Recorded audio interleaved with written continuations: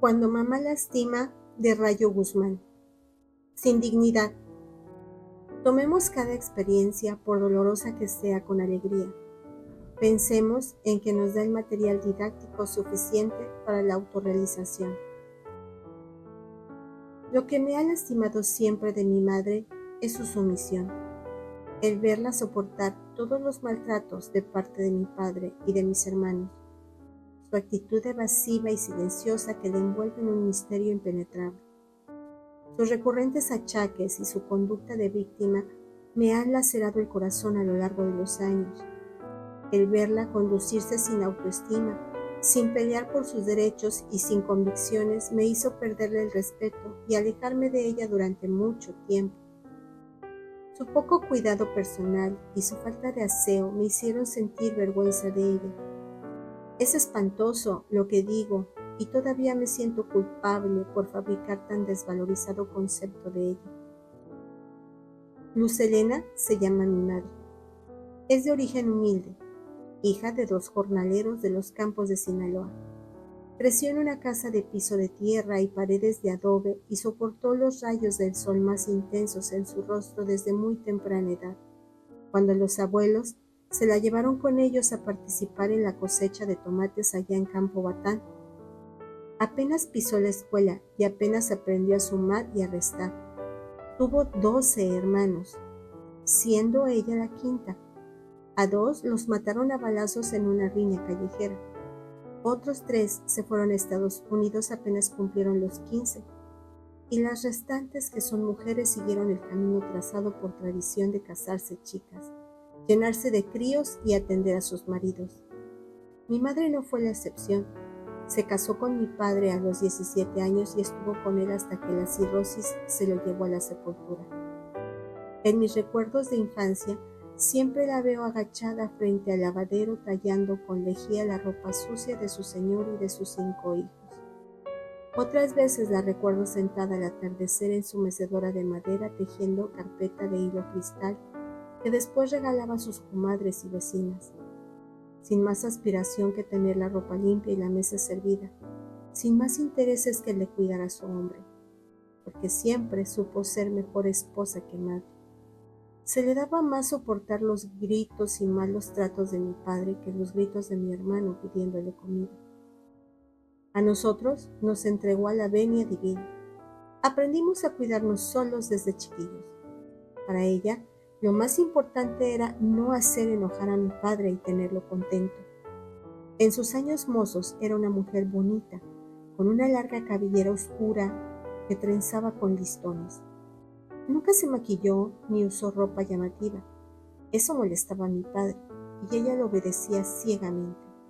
No sé en qué momento perdió la voluntad y el libre albedrío hasta el punto de anularse ella misma.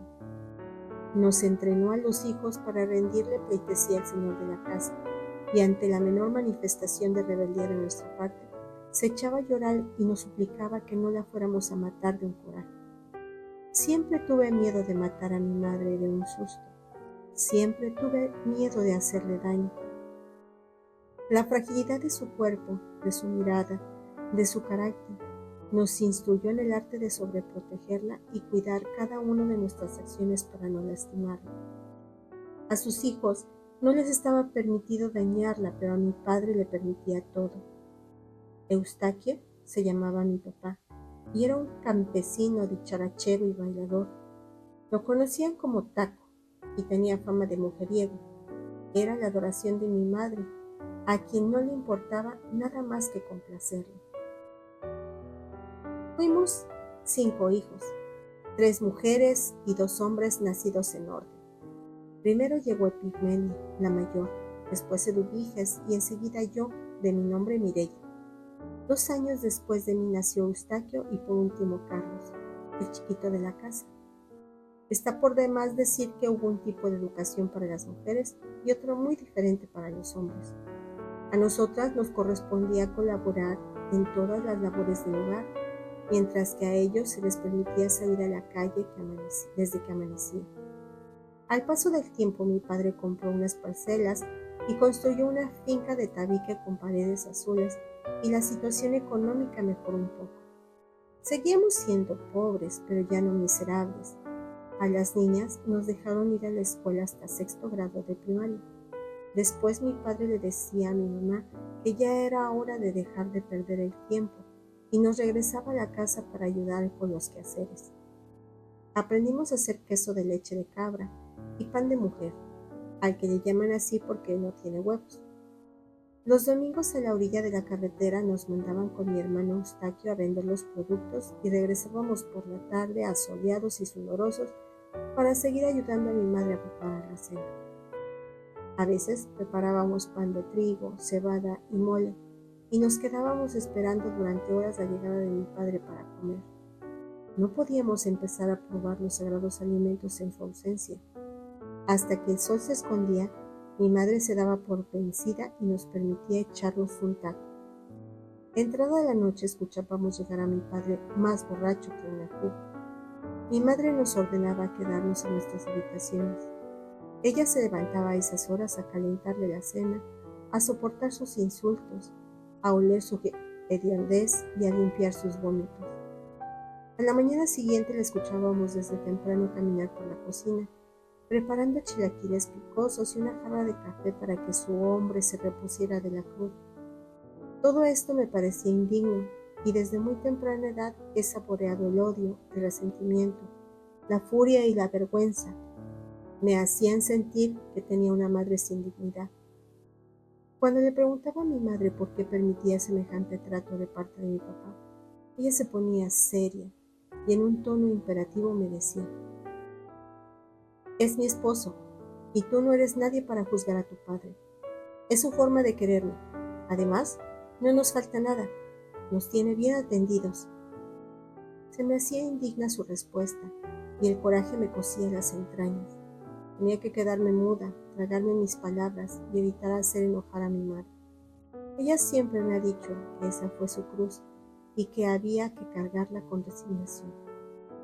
Yo nunca me resigné a ser como ella. Jamás me imaginé siendo su ejemplo. Desde siempre he deseado superarme, salir de ese hoyo y mejorarme en todos los sentidos. Eso no estaba permitido y tuve que escaparme de la casa cuando cumplí los 18 años. Para ese entonces ya Epigmenia, mi hermana mayor, ya estaba casada y vivía en un rancho vecino, y Eduviges andaba noviando. Eustaquio y Carlos andaban en sus asuntos, aprendiendo a beber como mi padre y conquistando muchachas en los campos de pepino. Se hicieron igual de groseros con mi madre, y ahora las humillaciones que soporta venían de los tres y no de uno. Metí un par de vestidos en una vieja bolsa de cuero, mi cepillo de dientes y el del cabello, un desodorante y un par de zapatos, 3 calzones y un sostén. Fue todo con lo que salí esa mañana de mayo, buscando un futuro diferente, un destino distinto. Muchas veces le pedí a mi madre que me dejara ir a estudiar a la ciudad y nunca lo permitió. Cuando hablé con mi padre, él se rió y a carcajadas me dijo que me había vuelto loca, que las mujeres no estudiaban, sino que se casaban, y que aplacara mis ideas revolucionarias. Yo buscaba la mirada de mi madre buscando apoyo, pero lo único con lo que me topé fue con su mirada clavada en el piso, y escuché con su voz sin fuerza decirme: tiene razón tu padre, mi bella, aplácate. Lo mismo le pasaría 3 años después a mi hermano Carlos cuando buscó el apoyo de mi mamá para convencer a mi padre para que lo dejara estudiar veterinario. Mi padre le dijo que no tenía dinero para eso, y mi madre le dio la razón. Carlos se quedó trabajando con mi padre en el campo hasta que un buen día se fastidió y decidió irse a probar fortuna a los Estados Unidos. Así nos fuimos yendo uno a uno, con aspiraciones truncadas, con sueños jamás escuchados, con resentimiento y frustración. Creo que la única que no padeció de eso fue mi hermana Epigmenia, quien siempre se visualizó cuidando chamacos y obedeciendo al marido igual que a mi mamá. Mi madre nunca defendió nuestros sueños, nunca compartió nuestros anhelos. Sumisa y obediente, silenciosa, agachada, acumuló años y penas, golpes e insultos. En silencio soportó los rumores de que mi padre tenía otra familia en un pueblo de Nayarit, en el estado vecino. Sin reclamarle nada, se dio a sí misma y se dijo a sí misma que así era la historia que le tocó vivir, y envuelta en su rebozo esperó la vejez al lado de su señor. Mi padre murió de cirrosis, producto de sus excesos. Yo pensé que muerto el perro se acababa la rabia, pero no. A partir de ese día se vistió de viuda perpetua y se dedicó a hablar maravillas de su hombre difunto y a llorarle por siempre, diciéndole a todo mundo que su vida no valía la pena sin él, y que todas las mañanas le pedía a Dios que la recogiera. Su sumisión me lastimó por muchos años, pero intentando sacudirme de su ejemplo, su sumisión, encontré mi valentía, mi capacidad para enfrentar los problemas. Me hice audaz y decidida.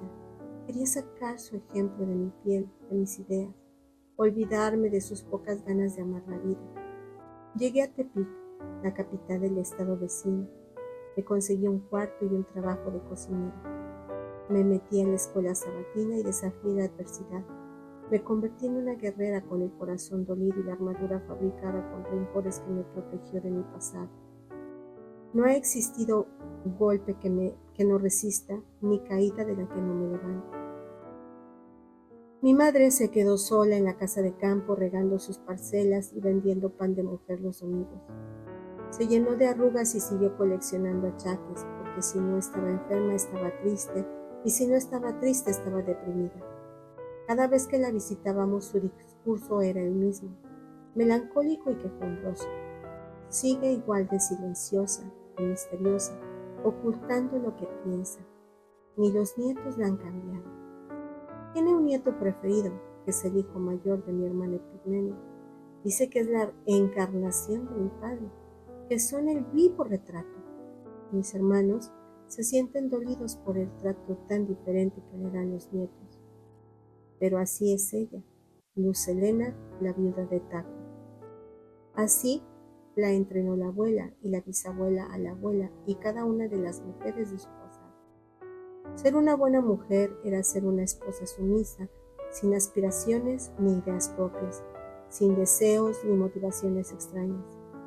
Dice mi hermano Carlos que a mí me tocó romper con esa condena, truncar esa herencia de sumisión.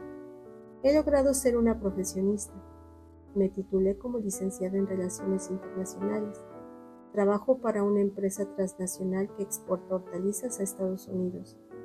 Me casé hace 3 años con Rafael, un ingeniero civil que conocí en una reunión de negocios.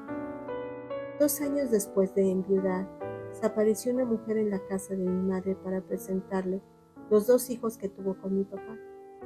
No iba en son de guerra ni a reclamarle nada, solo quería que sus hijos conocieran a sus medios hermanos. Mi madre nos mandó a llamar y nos dijo que teníamos que verlos como hermanos porque eran hijos de nuestro padre. Ni muerto dejó de lastimarla, y ni viuda ha dejado de justificarle todo. Nunca nos ha dicho que nos ama, y nunca nos ha reconocido nuestros logros. Para ella nuestras vidas son remotas a su existencia. A veces pienso que se ha creado un mundo propio en donde no necesita más que el recuerdo de mi padre para sentirse en paz. Mi madre sigue sin poner atención a su cuidado personal. No sale, no tiene amigas, se ha refugiado en el recuerdo de mi padre. Nunca visita a sus hijos. Dice que a los hijos les corresponde buscar a los padres y no a la inversa. Que ella está donde ya sabemos para cuando queramos verlo. A mí me sigue doliendo ver cómo vive, pero he aprendido a aceptar su decisión de ser así para siempre. Ya no la juzgo y he comprendido que no soy nadie para cambiarlo. Para poder vivir mi vida libre de miedos y de culpas, he tenido que perdonarla y trascender sus acciones. En lugar de centrarme en mis sentimientos heridos, me he enfocado por encontrar la paz, la amabilidad y la bondad en lo que me rodea. De nada sirven los éxitos mundanos si no se logra tener paz espiritual. Por eso, a pesar de que aún me lastima su manera de ser, he aprendido a construir un sentimiento amoroso hacia él, que se ve reflejado en una mayor tolerancia a su presencia y una forma más cariñosa en mi trato. La visito de vez en cuando y a pesar de sentir que somos como el agua y el aceite y de que no tenemos casi nada de qué hablar, me he acercado en un intento de poner en paz mis demonios. Quiero formar una familia, procrear unos hijos y heredarles sentimientos sanos, que crezcan al lado de una madre con aspiraciones y dignidad, que lucha por sus anhelos y aprende de sus errores. He elegido a un hombre que me respete, que es mi compañero y me impulsa en mis sueños. Perdonar a mi madre no la ha cambiado a ella, me ha cambiado a mí y eso es lo esencial.